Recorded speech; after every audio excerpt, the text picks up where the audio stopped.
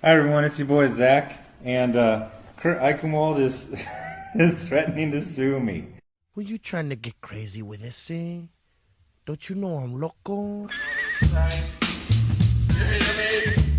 I'm not insane! This is not reality, not reality, not reality. This is reality. You know? Not reality, not reality. Relax, buddy. You're awake now.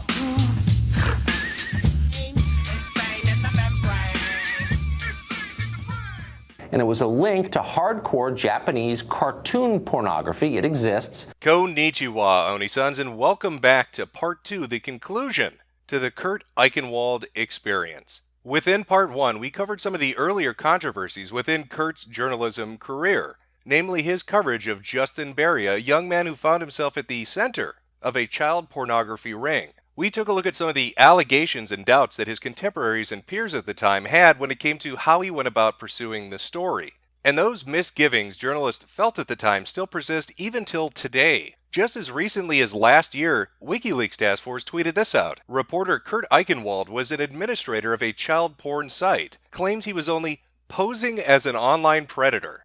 7,000 retweets.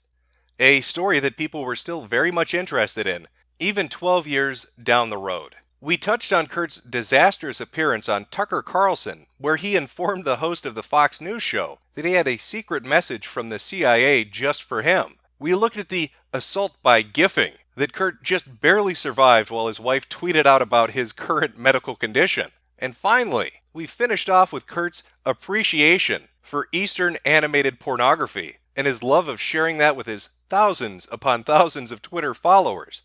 And I suppose that's really as good a segue as any to take a look at the bane of Kurt's life, his social media account and his interactions with other people. Because Kurt's behavior hasn't mellowed out or leveled off. If anything, it's escalated. And escalated repeatedly within a short period of time through his use of Twitter and other social media platforms. And one perfect example of just that would be when Kurt found himself in the middle of a fight between somebody within the comic book industry and somebody outside of it. I don't take these comic book things all that serious. And if you do, like, get a life.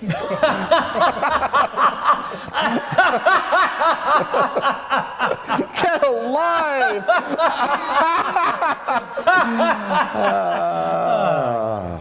Our journey begins back in mid-February when @RebelWoman Michelle Perez tweeted this out. Richard C. Meyer, aka the Diversity in Comics Guy, he did a 30-minute video about a comic book circular that featured an article of mine. He's a multiple divorcee piece of shit. He's a war veteran, so of course he's a crypto-fascist. Unfortunately, an IED didn't blow him up. Now that tweet, one among many, was part of an ongoing internet feud dubbed Comicsgate.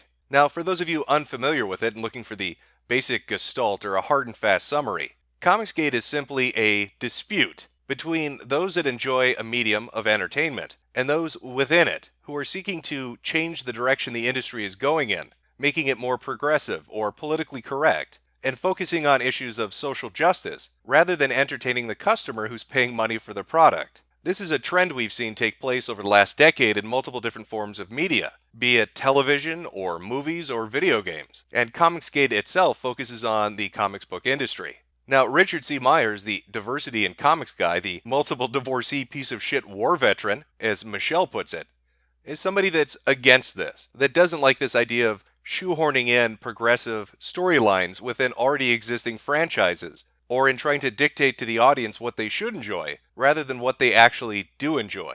Michelle Perez, on the other hand, is a transsexual communist furry. Guess which side of this argument they're on? Within a few days of that tweet going up, Kurt stumbled across it. The most horrible person on Twitter today is @RebelWoman, a comic book writer with Image Comics, who wished an Afghan vet was killed by an IED, and celebrated the deaths of a number of GOP and religious figures. I don't care if you don't like people's politics. This is obscene. So I condemned a comic writer for Image Comics for wishing an Afghan vet had died, and celebrating conservative deaths. Then I got bombarded with outrage from comic book industry insiders. When did comics become evil political? And when did lunatics take over? I missed this event. Well, it seems that Richard and Kurt both agree upon this. They both see the infiltration of an entertainment medium by those with a political agenda as a bad thing. So I'm sure they're going to be the best of friends going forward. So, real brief thing on Kurt Eichenwald. So you can see him right here on the screen. He's worked for a lot of big, Vanity Fair, MSNBC, New York Times. He's also very, very controversial and a real weirdo. So this is where the thesis of this comes in. I am not saying, Yahoo, Kurt Eichenwald's on my side. It's literally that there is a spectrum. And at one end is, me and a bunch of normies. At the other end is all the SJW comic book pros. And close to them, but between the normies and the extremists, are guys like this. Kurt Eichenwald is a grimy guy. I would not leave any of my kids around him for a split second. I don't know if he's done anything actionable, but there's been little, and you can Google it, what he's kind of been like tied to stuff. It gets really grimy. I don't know, if he was like your cousin, you'd probably invite him to the picnic, but you'd keep an eye on him. Or not, or potentially not. But Kurt, being that meticulous, detail-oriented, level-headed journalist we know, surely he took this well. Please let Diversity in Comics know to check his email. I defended him yesterday, and still do. Calling for the death of someone is wrong. However, today I am perfectly happy to start wrecking him if he ignores what I wrote to him. So all you loons, let him know. And what exactly was the reckoning that Kurt was going to visit upon Richard? Beginning of the letter that Kurt Eichenwald just sent me. Read, respond, or I'm suing you. Richard, imagine for a minute that while in Afghanistan you saw a group of jihadists drowning children. Imagine that you run in and rescue them, resulting in children being saved and the jihadists captured. Then imagine some left-wing jerks change the story into you were drowning the children. Then imagine that a group of conservative jerks conclude that that's a convenient story against you, and say not only that you were drowning children, but that you went to jail for it. I saved children. Hundreds of them. I got pedophiles locked up, testified before Congress about it. Kids I saved testified about my rescue, and changed laws. Then left-wing pro-pedophile lunatics, yes, they exist, start a campaign of disinformation about what really happened. Journalists, incapable of reading documents and sworn testimony, or interviewing witnesses, pick up a story and tell the lunatic version without contacting me. Finally, 2 journalists tell the full story, but then right-wingers decided I was the enemy, took the left-wing lies, added to them, and spewed them out. You added a little more to the lies last night. You, unknowingly working with pedophiles and left-wing freaks, attacked a guy who saved kids, and spun a series of lies about my career. You pulled garbage off the internet and pretended it was true. It would be as if I searched the internet, saw people calling you a Nazi, then wrote, not only is he a Nazi, but well, let's just say they don't want to leave any Jews nearby him if you want them to survive. So you're going to read this. You are going to correct the record with a new video that talks about how you were suckered into it by left-wing garbage used against you. Or I am going to finally stop the lies by using you as the end point by suing you. Now, I don't believe it has to get to that. You're a veteran. You have honor. You would, if you carry the principles you should, want to fix what you did. But if you want to push the line that a kid saver is a kid diddler, I have no problem using you as the declaration that this stops here. So you are going to do another video apologizing to me. You are going to say that I sent you proof of what really happened and that you fell for the left-wing garbage. And you are not going to mention the litigation threat, but rather present this as, he contacted me, he showed me the record, and I owe him an apology. Unlike the SJWs, you're going to admit you were wrong. And rather than doubling down, you're going to own up to it. Why am I bothering? Because this ends now. Because your deception to 50,000 people of the most noble thing my family ever did is somehow sordid and evil finally was the last straw. And because I believe military guys have integrity, unlike many, many journalists, I think you will care more about being right than about disclosing error. So I'm loading you up with everything to show you the falsehood. Just taking down the video is not acceptable. If you tell the truth, I will have a video I can link to you showing you the falsity. If not, I can take you to court and prove it. Your choice. Unlike most of the bots and lunatics who spew this garbage, I know where you are. So I can take you to court and bring this to an end that way. Show integrity. Admit that condemning the guy who saved the drowning kids as a kid drowner based on internet bullshit is pure SJW type crap. Don't double down. So respond to this. Or go back to war. This time, with me. Now in that email from Kurt Eichenwald, aka the big boss from Zanzibar land, I think he was trying to impress Richard with his best Liam Neeson impersonation from the movie Taken. I don't know who you are. I don't know what you want. If you are looking for ransom, I can tell you I don't have money. But what I do have are a very particular set of skills. Skills I've acquired over a very long career. Skills that make me a nightmare for people like you. I know where you are. I'm going to find you, and we are going to go to war. Internet war. But it's not like Kurt Eichenwald became completely unhinged and began sending numerous emails like some drunken ex-girlfriend that just can't get the hint that you don't want to see her anymore. Oh, wait a minute.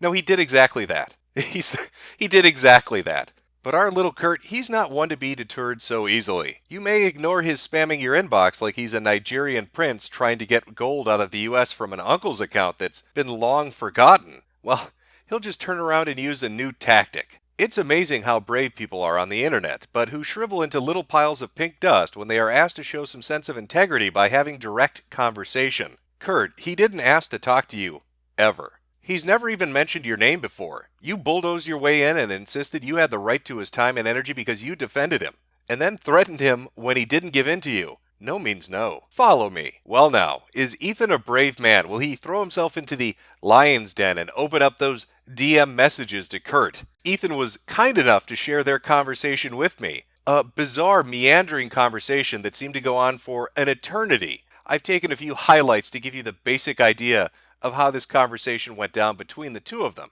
Now call me. Say so publicly. Lawsuit threat off the table. I'm saying it to you. I'm not making any public announcement until someone calls me, and I get to have this conversation. Then you call Richard. Once we have made clear what reality is, I will announce. We don't negotiate with terrorists. You want to talk, you come as a friend. Then you call me. That's all I want. You call me, you talk to Richard, and I will say this is over. But you need to post that you were angry with the lawsuit threat, and it's off the table. I don't know why if someone says, pass the potatoes or I'll sue you, they don't just freaking pass the potatoes. He has in writing that there is no lawsuit threat if he contacts me. I have now amended that there is no lawsuit threat if you call me, and then you call him. Sorry, Kurt. Okay, then the threat remains, and it looks like it is my only alternative. Pass the potatoes or I'll sue the fuck out of you, lad. So if you've been following along at home, Kurt notices that a comic book industry insider is taking shots at a critic outside the comic book industry, decides to go in and defend him. That individual happened to read multiple articles about who Kurt Eichenwald is and isn't necessarily the most thrilled to have him on his side. Kurt doesn't take too kindly to that and responds with way too many emails saying he's going to sue the shit out of the guy if he doesn't create a new video and sing his praises to his audience. That YouTuber basically tells Kurt to go fuck himself. Kurt then gets a hold of somebody the YouTuber knows and demands that he calls him. And if he just will get on the phone and talk to Kurt, there won't be a lawsuit. But much like the YouTuber, his friend decides to say, maybe you should go fuck yourself instead. And Kurt doesn't take that so well. But it's not like Kurt Eichenwald really has a reputation for not overreacting. He likes to push the boundaries. He goes from being a reporter and into the sphere of an activist. Don't bring a knife to a bazooka fight. Journalist posts Oregon lawmakers' personal info online. Eichenwald went a step further on Friday, posting social security number, in addition to his phone number and home address for Eichenwald's 454,000 Twitter followers and countless others to see.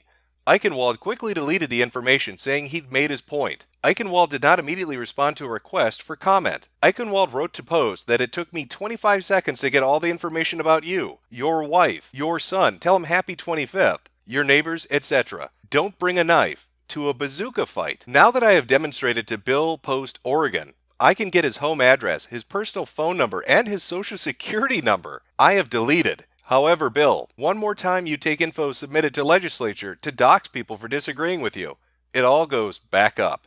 Apparently that little blue checkmark is just like Captain America's shield, protecting Kurt from any backlash over posting social security numbers on Twitter. I'm fairly certain anybody without a blue checkmark that did that would be deplatformed by Jack instantly. But it is interesting to see this coming from Kurt Eichenwald, somebody who repeatedly says that his family is targeted, that his children and wife face all sorts of terrible dangers from people that come after him, to then turn around and post the information of a lawmaker's family, to target his wife, his children, and his neighbors, simply to try to make a point, to go even farther than most people would go by posting social security numbers and then deleting them and bragging that if this guy steps out of line, he's going to hit him again.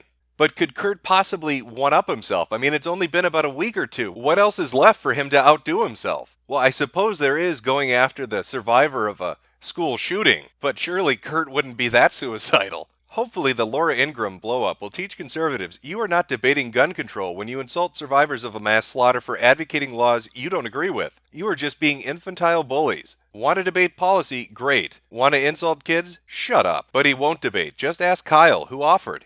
As I said, Kyle quickly made clear that his entire shtick is insults. I invited conservatives to a debate without invective, bringing exactly what you're told not to bring, and expecting to get accepted is how to get ignored. Wait, but Kurt, you literally just insulted a survivor. See how this game works? See, you went for a little while and I thought, this guy sounds reasonable. Let me look at Kyle again, but then, boom, back to the typical nonsense. If Kyle can demonstrate he can debate beyond slinging insults and conspiracy theories consistently, I will consider.